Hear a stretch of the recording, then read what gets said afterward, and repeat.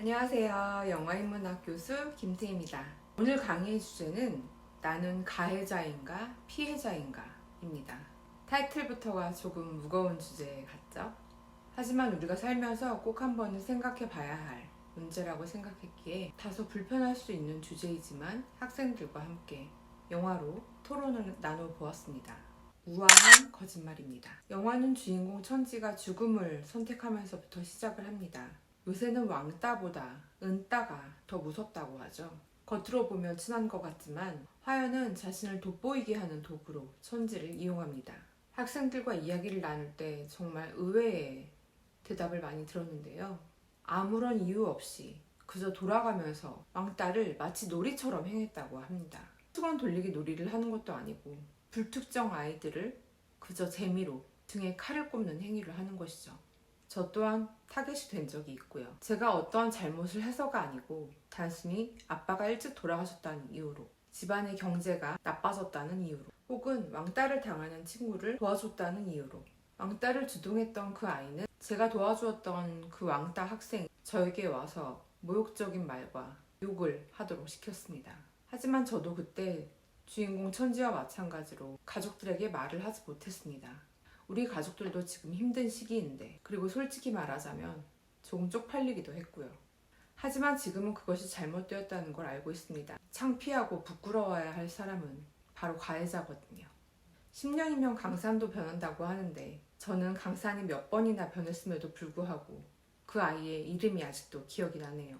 가끔 아이돌을 배우로 등장을 했던 연예인들이 이 사람 학창시절에 학폭을 했던 사람입니다 라는 신고에 의해서 사과를 하거나 연예인 활동을 중단하기도 했죠.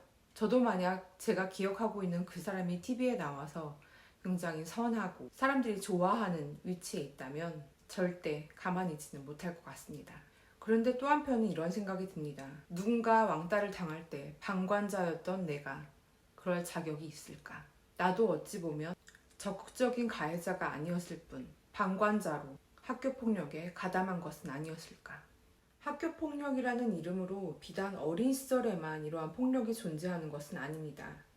직장인 사이에도 왕따가 있고 부모가 되어서 노인이 되어서도 지역이나 경제적인 이유로 다양한 왕따는 존재하죠. 학생들과 이야기 나누어 보았습니다. 왕따를 정말 현실적으로 막으려면 어떠한 방법이 있을까?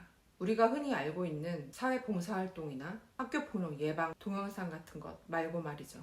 의견은 다양했습니다. 학교폭력을 행한 만큼 세금을 평생 물리면 쉽게 학교폭력을 행하지 못할 것이다. 우리나라는 너무 집단 행동을 중요시한다. 혼자여도 괜찮고 달라도 괜찮다는 마음을 길러주어야 한다. 일본의 한 현직 고등학교 교사가 쓴 희곡이 있습니다. 당시 중학교 1학년 학생이 자살을 하였는데 가해자로 추정되는 5명의 학생이 그 학생의 장례식에 와서 관을 보며 웃었다는 뉴스가 보도되었죠. 그 뉴스를 접하면서 과연 저 부모들은 어떠한 사람들일까? 라는 생각을 해보았다고 합니다. 그것을 희곡으로 쓰고 공연이 끝난 다음 바로 소설화하여서 우리나라에서 만들어진 영화가 바로 네 부모 얼굴이 보고 싶다 입니다. 자식이 괴물이 되면 부모는 악마가 된다고 하죠. 이 영화는 자극적인 폭력 장면과 자식을 지키기 위해 악행을 서슴지 않는 부모들의 행동이 너무 보기 불편했다라는 평도 있었는데요. 글쎄요, 저는 현실이 더욱더 추악하고 몇 배는 더 잔인하다고 생각합니다. 인간 수업, 소년 심판, 돼지의 왕, 최근 영화와 드라마 그리고 OTT에서 학교 폭력의 문제를 다루는 콘텐츠가 끊임없이 나오고 있습니다.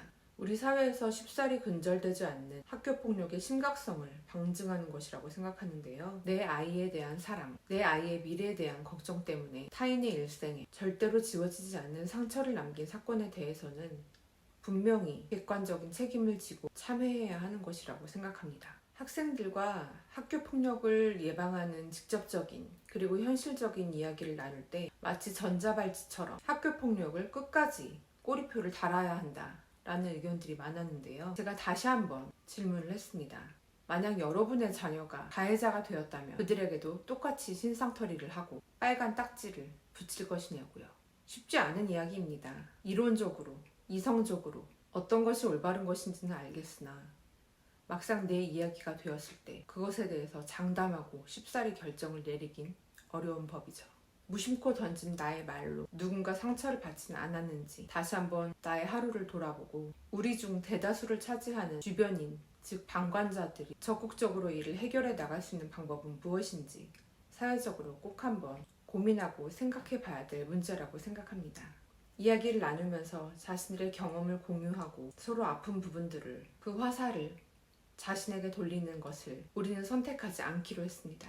조금 불편하고 어두운 사회의 면도 앞으로 우리가 살아갈 날들을 위해 밝은 곳으로 끄집어내어서 그늘에서 혼자 아파하는 사람들이 없도록 하였으면 하는 바람으로 이 시간 준비해 봤습니다. 감사합니다.